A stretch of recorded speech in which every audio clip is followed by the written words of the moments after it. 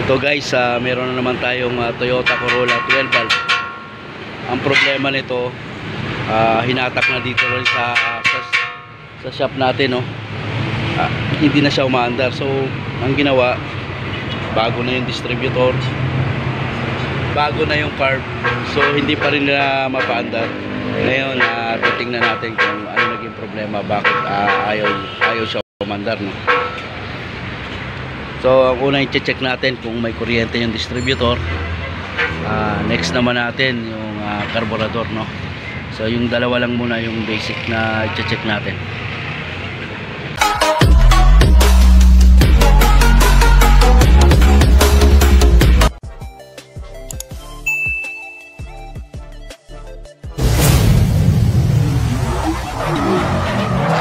Guys, may panibago na naman tayong gagawin. Ang ginawa na rito pala, pinalitan na nila ng bagong distributor, bagong carburetor.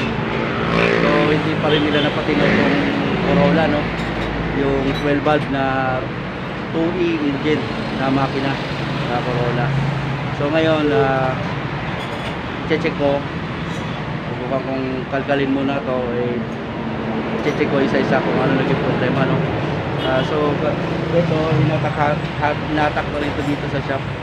So gagawin ko, i-check ko muna kung may kuryente siya o overflow siya. So yun muna i-check natin, guys, no.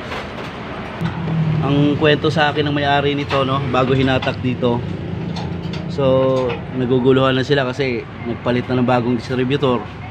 Ito, carb niya bago na rin. Ang nangyayari, sabi niya nag-overflow. So ngayon i-check na natin.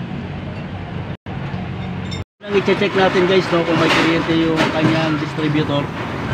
So mga bago yung high tension, pero kung mapapansin mo lahat dito sa puno may nilagyan ng tape. So ngayon tatanggalin muna natin yung tape, no.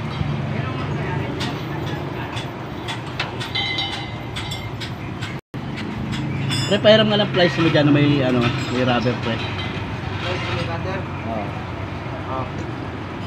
Ang cute ng plies. Ang cute nyo, no. So ngayon i-check muna natin yung distributor kung may kuryente. Nako, mahina pati battery. So ngayon, guys, mahina kasi yung battery kanina, no. Nag-series tayo. Subukan natin kung may kuryente. Start mo, wag mo nang igas, ha.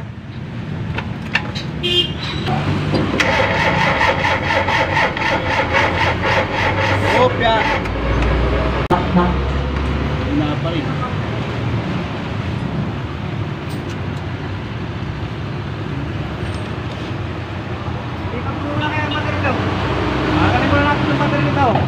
Direct natin dyan para malakas. Hindi nagkukunik yan. Hindi, kasi yan.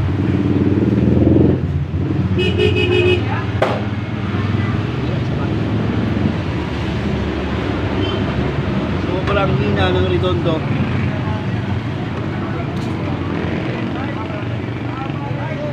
Yeah. Op. Nel, direct muna natin. Palitin muna yung battery.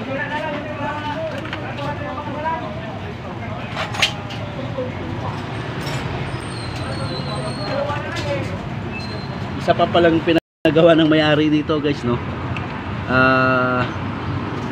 Bago na rin yung starter niya, pina-repair niya na rin kasi sa ka-start. So parang nasunog na yung starter, no, hindi mapaandar. Ayan, malaki na yung battery. So subukan na natin.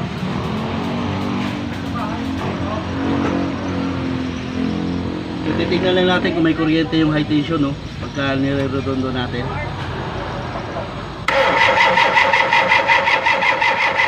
Oh, walang kuryente. So ngayon, guys, tinest na natin, no, walang kuryente na lumalabas dito sa high tension. So next move natin, titingnan natin kung may naman siya, may kuryente naman dito. Titingnan naman natin dito kung may positive siya na pupunta rito galing sa ignition. So kukuha tayo ng test light. test light natin. Lalagay lang natin sa negative yung ating test light. Hahanap tayo ng positive dito. galing ignition.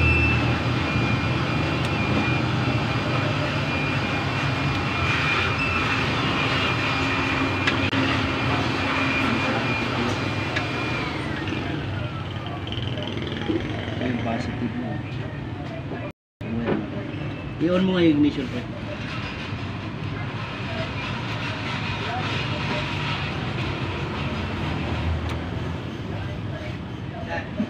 On yan. May battery sign ba lumalabas doon?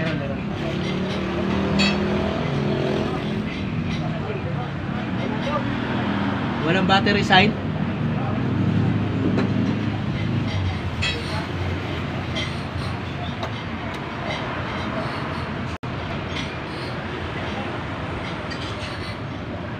Wala. I-off mo nga yung ignition. On. Naka-on yan.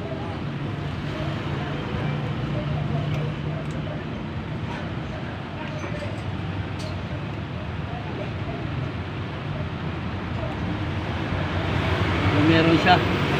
Dito naman tayo sa may magnetic switch. Kung meron naman siyang positive.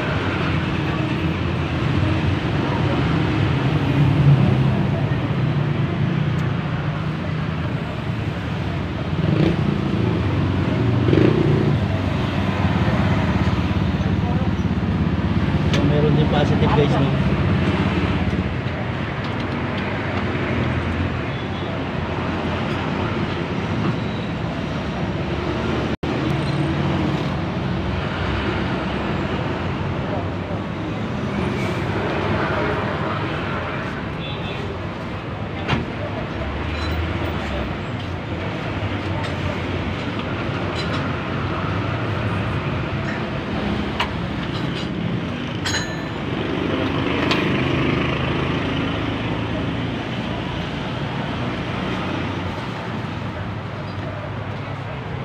So kompleto yung ano niya. Meron naman siyang positive dito.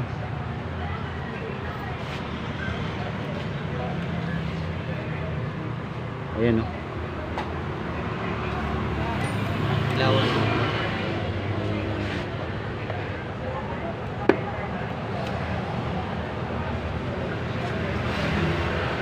So meron naman siyang linya galing ignition, no.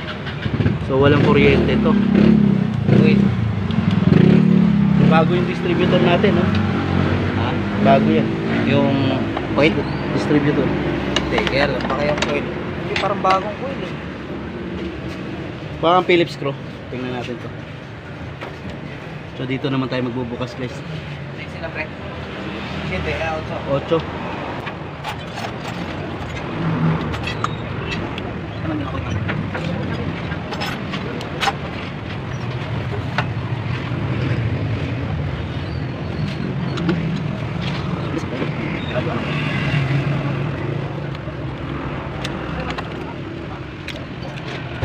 Ito nakita sa mga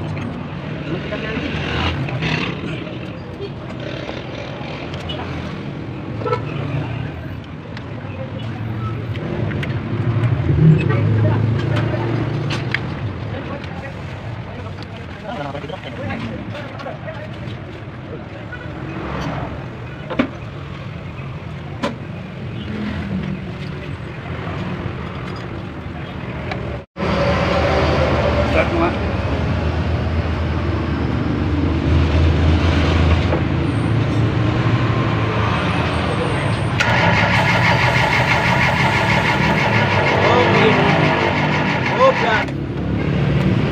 Pagdating dito guys, no, may kuryente siya. Pero pagdating sa ignition, dito may kuryente siya galing sa coil. Pagdating sa ignition, no, wala siyang sinusupply na kuryente.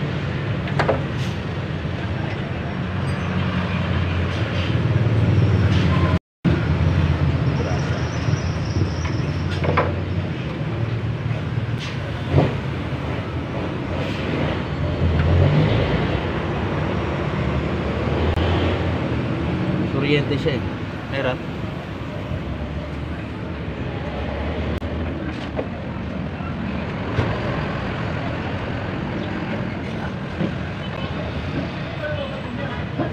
speaker.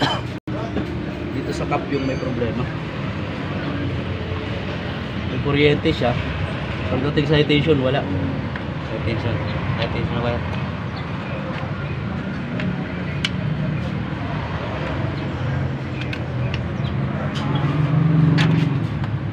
High tension wire po tayo.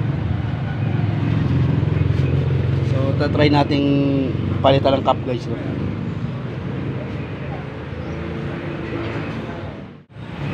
So ngayon guys, meron akong surplus na ano no, distributor cap. So ite-testing muna natin. Kasi ang nangyayari sa kanya no, may kuryenteng supply dito sa coil. Dapat dito tatama yan. Dito tatama yan, yung kuryente na yan sa coil. Ang nangyayari sa cap niya, hindi siya nagtatawid ng kuryente rito papunta sa ating rotor no. Kaya walang lumalabas na walang nagsusupply doon sa high tension wire natin. Kasi ito yung umiikot na susupplyan niya ng kuryente yung ating high tension wire. So may kuryente rito sa coil, dito yan papasok, tatawid yan dito. So papunta yan dito sa rotor. Para naman yung rotor magsusupply doon sa ating mga high tension wire or spark plug.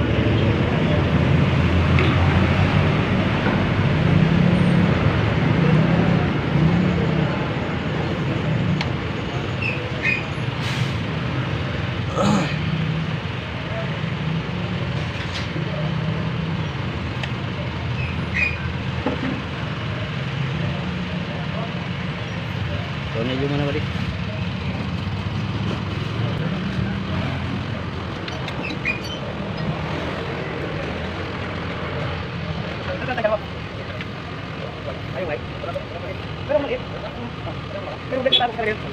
Mayroon yung white.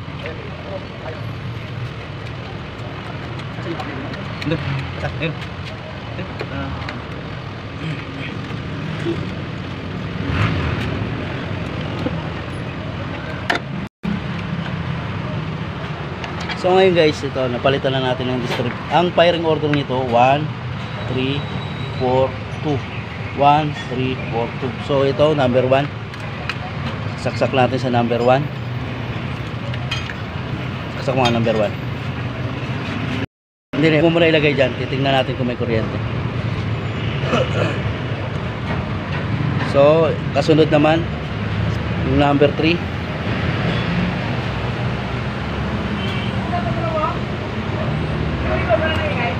Nice mga. Nice mga.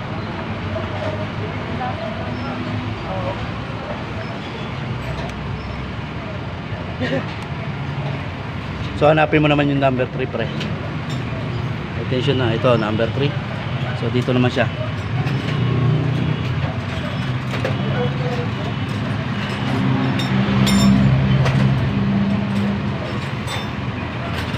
Number 4. Dito.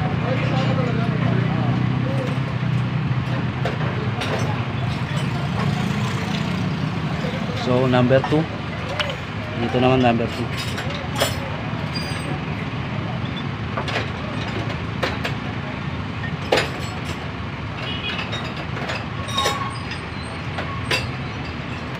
So ngayon guys, testing na natin kung may kuryente na. Kung cap nga lang naman, kung cap lang ang sira talaga.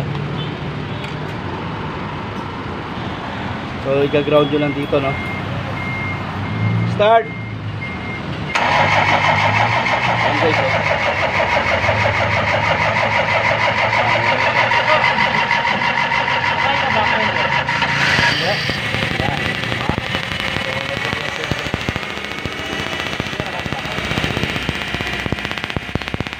guys, ang naging problema lang distributor tap.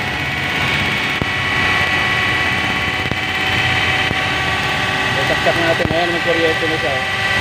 Kanina yung luma niyang distributor tap wala.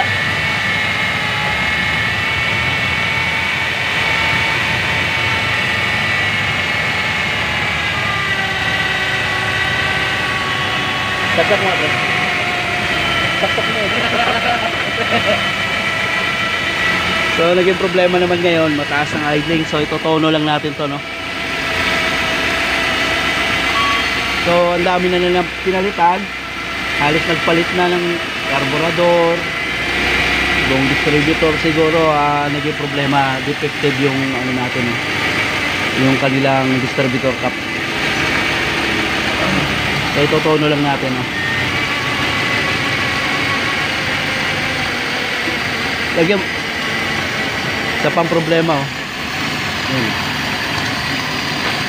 Lumalabas yung kanyang gas overflow. Kita mo? Ayan, hello. Kita mo? Overflow. Oo. So Dapat wala yan, dapat wala. wala yan. Dalawa naging problema sa kanya. Walang kuryente, tapos overflow yung kanyang carb. Tingnan nyo guys, sa ibabaw dumadaan yung gas. Ayan. Kita nyo? So although bago yung carburetor nila, bago yan. Ayan, nakikita nyo sa ibabaw guys. Ayan, oh. Yung gas lumalabas dito. Ayan. Dapat yan, wala yan. So ngayon bubuksan din natin yung carb, yung ibabaw lang. Hindi na natin ibababa ng buo. So subukan nating i-check yung needle valve or i-adjust natin yung gas floater nya, no. So patay mo na, pre.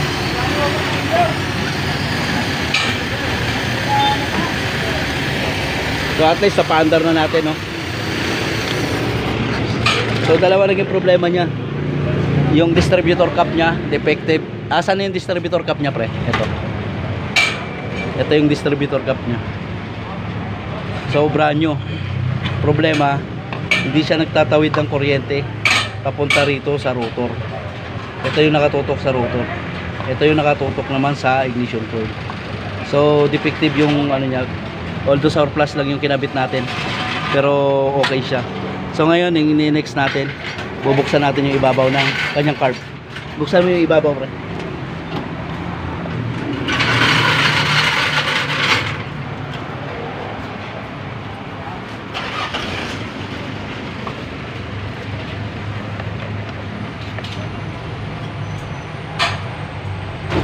Unahin mo muna ito. 12.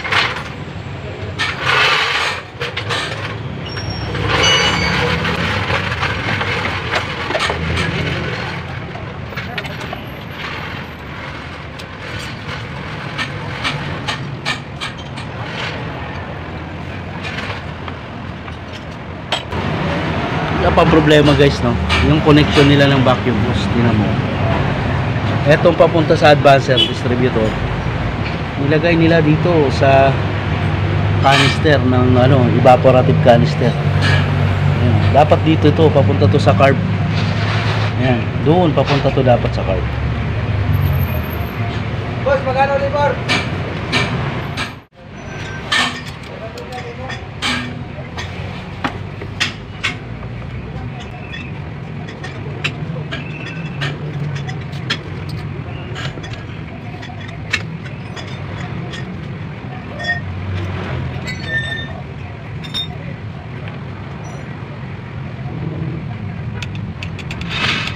Dito na.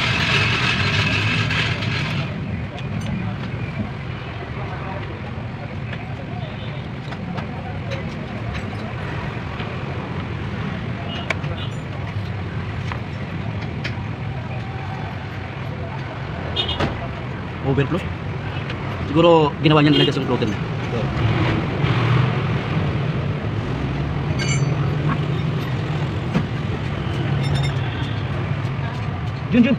Jun.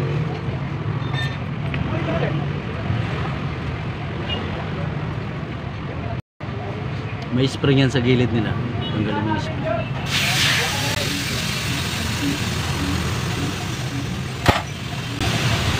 So ngayon guys, hindi na natin ibababa ng buo yung carb, no? So yung kalahati lang. Dito try naman natin i-adjust yung kanyang needle valve o yung pinaka floater niya.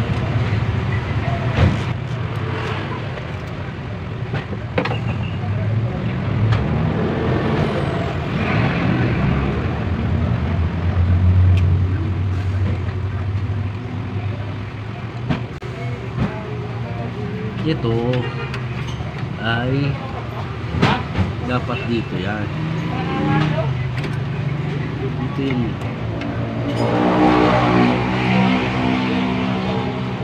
Wala na yung ano talaga. Tatakip tayo.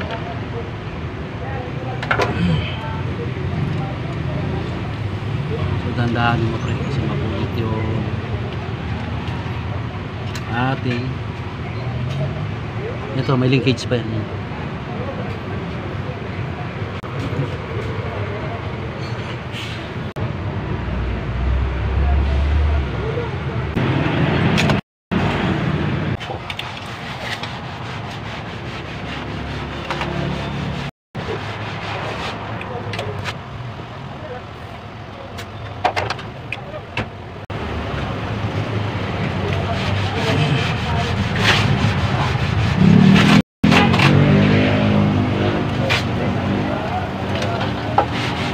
Dahil mo yung floater doon, huwag mong daganan. Nagamit yung floater.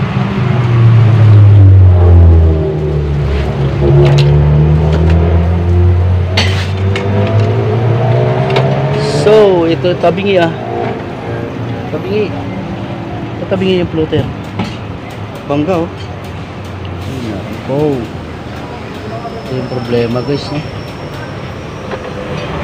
Bangga yung kanyang floater.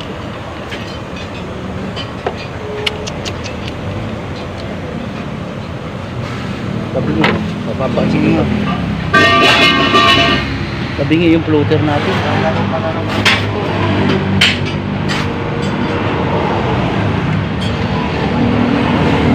So ngayon guys, yan ang i-adjust natin ang floater na yan. Ngayon, kanina dito lumalabas yung gas natin. Ibig sabihin yan, hindi na ako control ng floater natin yung pasok ng gas. Sobra-sobra siya. Kahit pag pumapasok na yung gas, kahit nakaangat na siyang ganun, ay naka-open pa rin yung flow ng gas. Kaya overflow, nag-overflow siya. Dito lalabas yung ating gasolina, no? Kaya palyado, walang idling. So over yung ano niya, sobra-sobra yung. Ngayon guys, i-adjust natin yung kanyang needle valve tsaka kanyang floater, no? Dapat kunting angat lang yan, magsasara na kaagad siya. Pagpasok ng gas, sara. Pag kinulang, bukas na naman siya. Ngayon kasi nangyayari, kahit nakataas na to, naka-open pa rin yung flow rito. So hindi siya nagsasara. So ito yung aayusin natin, yung kanyang needle valve tsaka kanyang floater.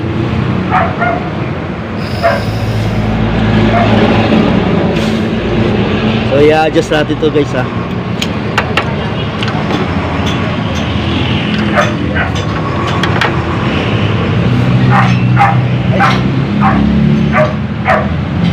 Yun, no?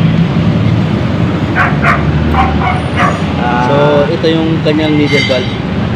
Ito yung magsasara rito sa butas, no? Pag tinulak ng ating floater.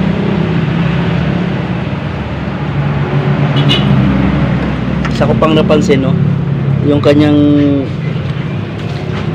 housing ng needle valve, puro ano na, may tama ng screw. So maaaring ito sa sobrang gaspang ng gilid, kumakalang to. So hindi siya nakakapagtulak ng maigi doon sa ano, sa kanyang plunger, no. So iayos muna natin to. Papaliha ko lang tong kanyang. Iyahin mo nga ng 1,000. Ihain mo, may 3,000 yan. Ngayon, ito na, ilalagay na natin yung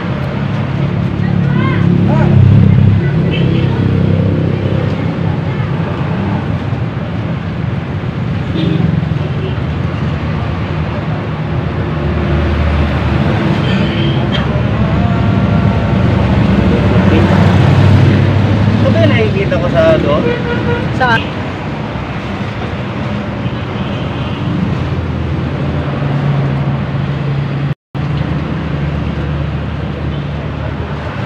Okay, testing na natin.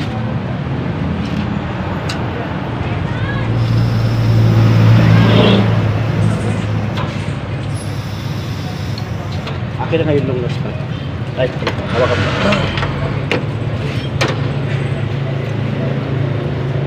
So dito lang tayo mag-a-adjust guys, no. Sa konti-konti lang.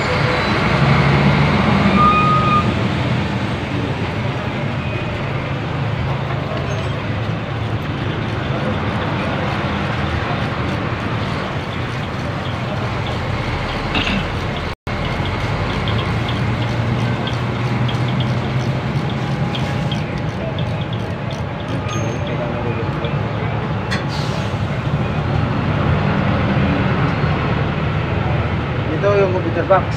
Yun, module. Ayan. Yan yun. Module yan. Module yan.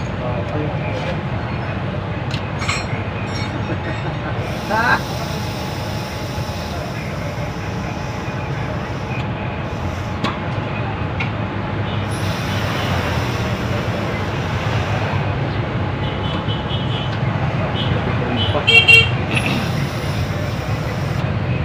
Adjust pa. Sliding case ka ba yan?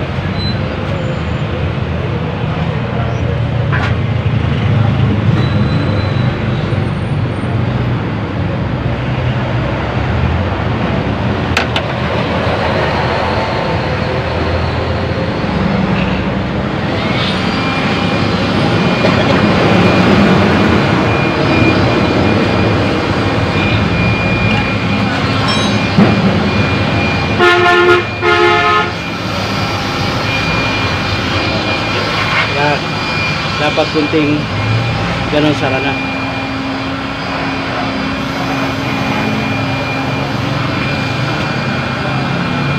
Yes. So na-adjust na natin yung floater screen. Hindi, dito yan, dito. Tandaan pre ha. Yung kailangan huwag mong maano kung kasi pwesto mo na yung mga linkage yung sa gilid.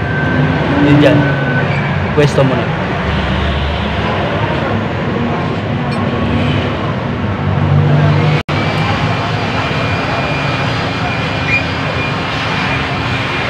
Ito pre, itong linkage na to kung saan nakapwesto.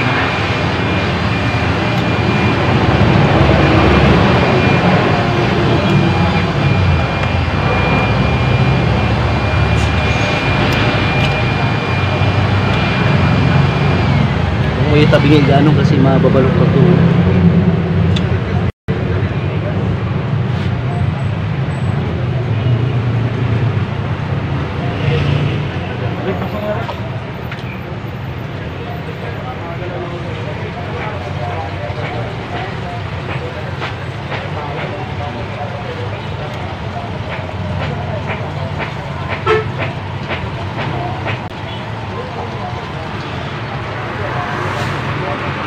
So ayun guys, sinasauli na lang natin yung ating ano no, carburetor. So mamaya ite-testing natin kung nag-overflow pa siya.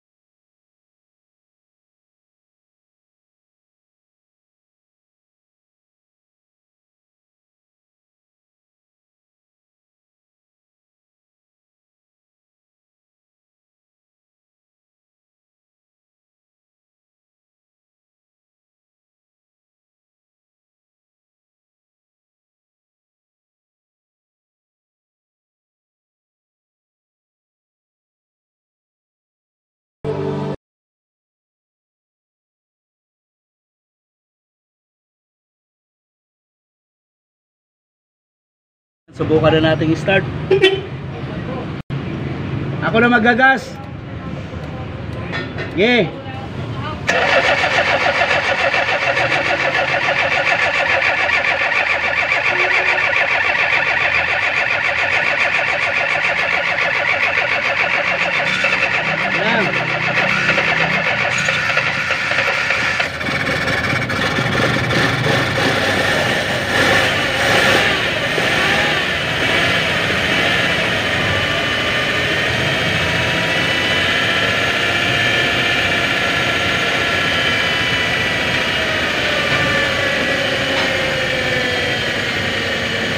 Ganda ng andar pare. Tapos mariansip.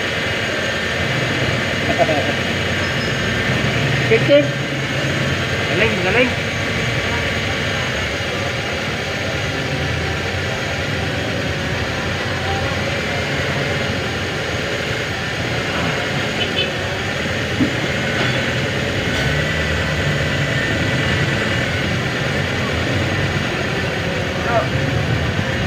So, ayun guys, napa-under na natin yung ating 12 valve. Ayan, effective naman yung natin,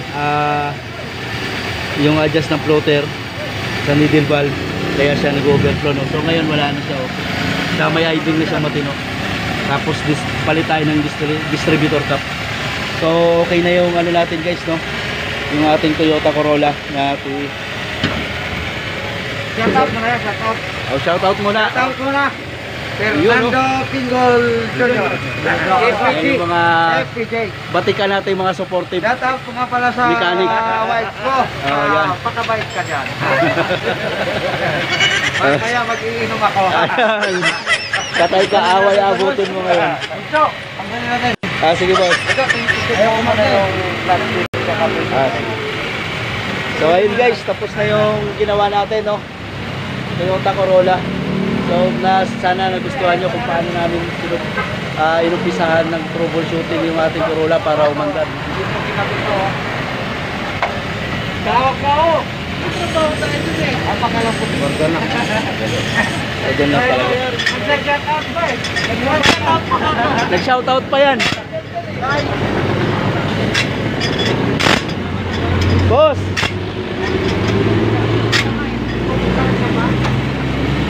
Halika boss. Ayos na yung Corolla natin. Ito yung may-ari. Masakit na raw ulo niya rito. So ayun na. May minor na tayo. Patay mo nga na yun. Tapos i-start. Tingnan mo kung one click.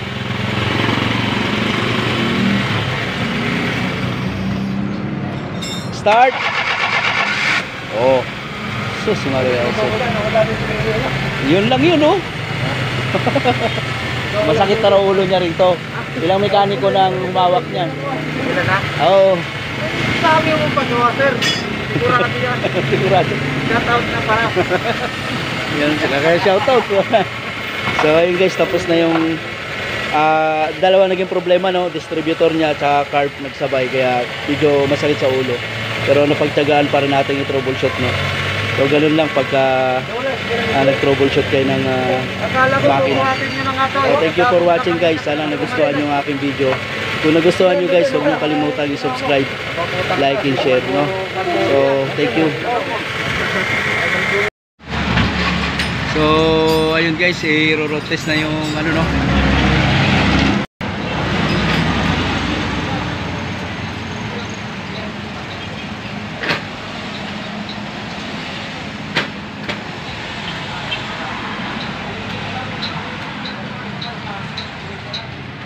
Dako po.